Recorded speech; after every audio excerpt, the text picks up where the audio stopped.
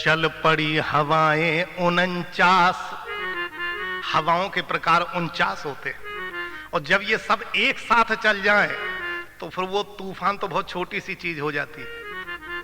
और वो तो पवन पुत्र थे, तो जिनके लड़के हैं उन्हीं के लिए नहीं चलेंगी वो हवाएं। तो चल पड़ी हवाएं 49, तरु टूट टूट कर गिरते थे, आकाश धरातल एक हुआ, अंजनी लाल यूं बढ़ते थे। बढ़े हुए आकार में रहे कुछ समय वीर, और दीर्घ किया फिर पूंछ को लघु कर लिया शरीर। देखिए आप, यही है बुद्धि की चतुरता कि अपने शरीर को छोटा किया और पूंछ लंबी बढ़ाई। अब देखें हम, क्योंकि बड़ा शरीर रहेगा तो पूंछ हल्की रहेगी, और पूंछ पर ज्यादा बड़ी करना पड़ेगी तो आग की लपटें हमारे शरीर में लग सकती हैं। तो पूंछ लंबी की और शरीर छोटा किया, अब आग अपने पास नहीं आएगी। तो चढ़कर उन कनक कंगूरों पर कलशों को ढाने लगे बलि, कलशों को ढाने लगे बलि।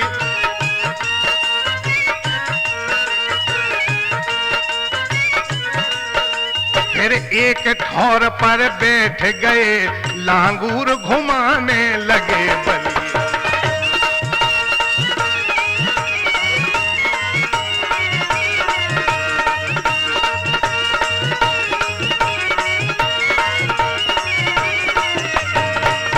हरि के द्रोही निश्चरगण की करनी का स्वाद चखाते थे, और प्रत्येक दिशा में घूम घूम जलतों को और जलाते थे। वाह वाह राधे श्याम जी, क्या बात है भाई। कि साय साय बढ़ने लगा ज्वाला का विस्तार, रामा ज्वाला का विस्तार।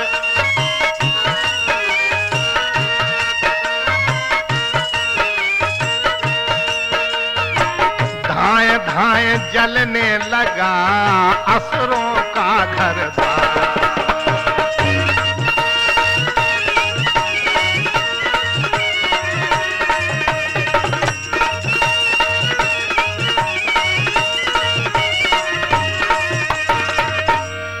कि कोठों में धक धक आग लगी, नर नारी व्याकुल फिरते थे, नर नारी व्याकुल फिरते थे।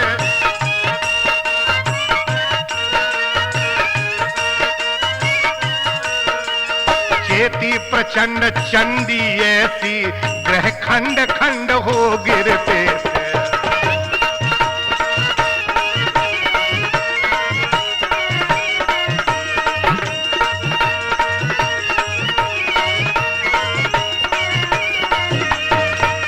जब ऊपर को लपटें उठी, चलता रथ रुका दिवाकर का। सूर्य ने अपना रथ रोक दिया जब लपटें ऊपर गईं लंका के जलने की, और सारा त्रिकूट गिर भवक उठा, जल लगा खोलने सागर का। तो पति को पत्नी, बेटे को मां, अग्रज को अनुज बुलाते थे, अग्रज को अनुज बुलाते थे।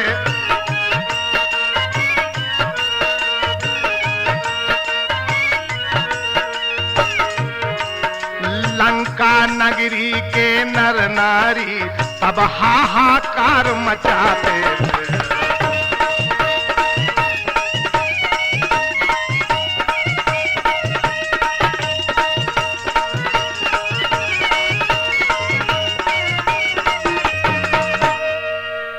अब क्या होगा ऐसे में? हा हा कर निहार यह गरज उठा 10 माथ, होठ काट कर दांत से मीजे दोनों हाथ। यह बिजली थी उन आंखों में, अंबर पर घिरे आए बादल, कड़कड़ सा भीषण शब्द हुआ, जल अधा धुंध लाए बादल। क्योंकि रावण के बस में थे, उसके घर पानी भरते थे मेघ, 14 विद्याओं का निधान था, जो क्या नहीं था उसके पास। रावण कमजोर नहीं था। बादल जो मेघ है उसके घर पानी भरते थे, उसने कहा चला पानी बरसाओ, तो वो घेरा है तुरंत। तो ईश्वर की माया अद्भुत है, होनी का खेल निराला है। भगवान राम ही रूठे हैं, तब कौन बचाने वाला है। अब जब कोई बचाने वाला नहीं मिले, जिस समय अग्नि में जल पहुंचा तो फल विपरीत लगा फलने, तो फल विपरीत लगा फलने।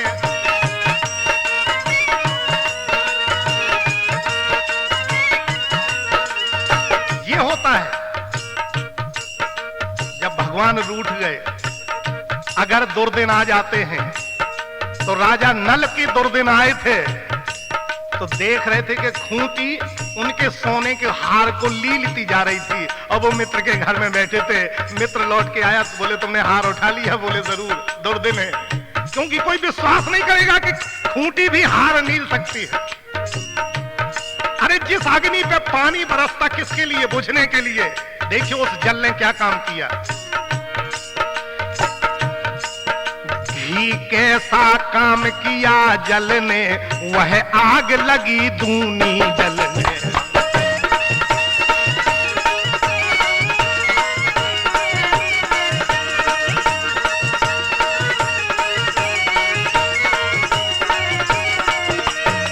ये होता है, बुरे दिन है ना, होत ना होनहार झूठी। हम कह रहे हैं अगर भगवान राम के ऊपर होनी थी तो उन्हें 14 वर्ष वन को आना पड़ा। ये बहाना था कि कैकेयी ने वरदान मांगे हैं और दशरथ जी के पिताजी के वतन मान के वो वन को आए हैं। नहीं, उन्हें आना ही था, ये तो होनी थी, ये किस्मत थी, आना ही पड़ेगा।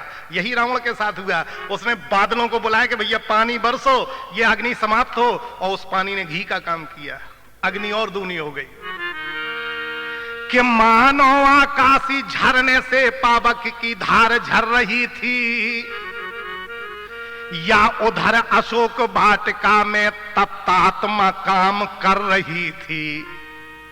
बालों को खोले हुए सिया कहती थी लज्जा जाए नहीं, और ज्वाला मैया मेरे सुत पर देखना आंच कुछ आए नहीं। ओ मां जिसकी रक्षा कर रही हो, शक्ति जिसके नचाए ब्रह्मा विष्णु सब नाचते हैं, अगर वो अपने बेटे की रक्षा कर रही है, उसे कौन दुत्कार सकता है, कौन नकार सकता है।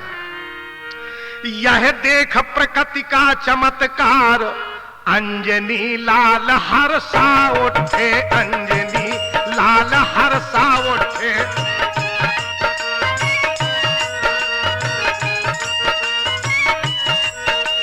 हनुमत को जब हंसते देखा, रावण राजा खिसिया उठे।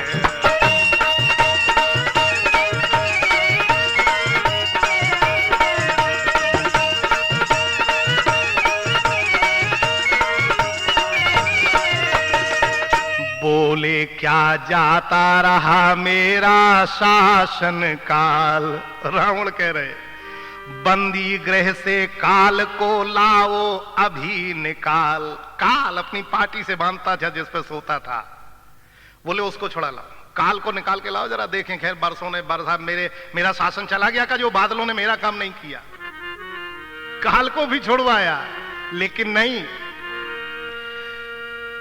जब वो हनुमान जी के सामने आया तो हनुमान जी बोले कि तू कौन है? बोला मैं काल हूं। हनुमान जी बोले तो मेरी बात सुन, मैं महाकाल हूं। अरे काल 11वें रुद्र हैं, भगवान शंकर के अवतार हैं, पवन सुत बजरंग बली, महाकाल कहलाते हैं भगवान शंकर। तो कहते हैं मैं महाकाल हूं। अरे काल तुझ कराल को बिकराल हूं मैं, ए तुझ कराल बिकराल हूं मैं।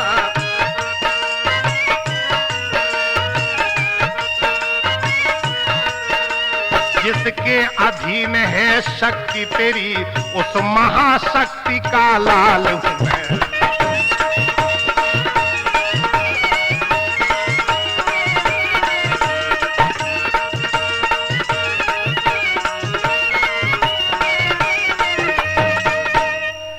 कह कह झट से झपटे पकड़ा उस क्रूर काल को क्षण भर में। और ज्यों बाल काल में ले छलांग था धरा दिवाकर को कर में। जैसे बचपन में सूर्य को भगवान पवन सुत खा गए थे लाल फल समझकर, बस उसी तरह से काल को उठाया और मुंह में देने लगे। जैसे ही मुंह में दिया तो इंद्रादिक सब देवता हो अत्यंत उदास, राम हो अत्यंत उदास।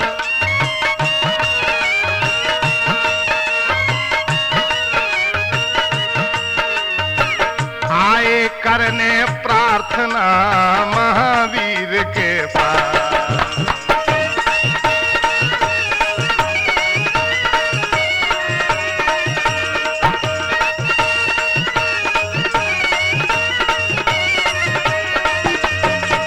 देवता सब आकर के पहुंचे, हनुमान जी के हाथ जोड़े, बोले महावीर ये क्या कर रहे हो, ये काल खा नहीं जाना खाने। और वो तो मुंह में पहुंच ही गया था, देखो आप। तो बजरंग बली हो जाओ शांत, सुरगुण सब विनय कर रहे हैं, सुरगुण सब विनय कर रहे हैं। प्राकृतिक खेल मिट जाएगा इस कारण देव डर रहे हैं।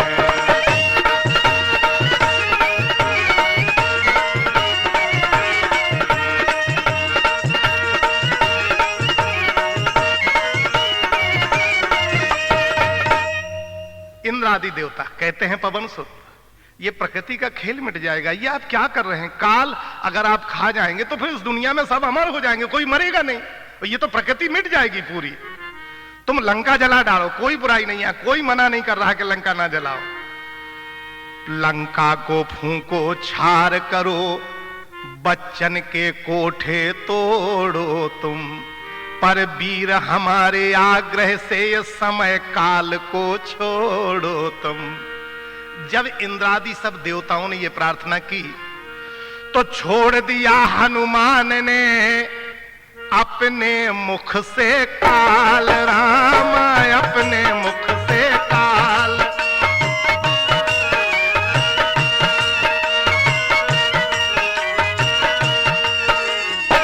देख दशानन और फिर गरजे आंख निकाल।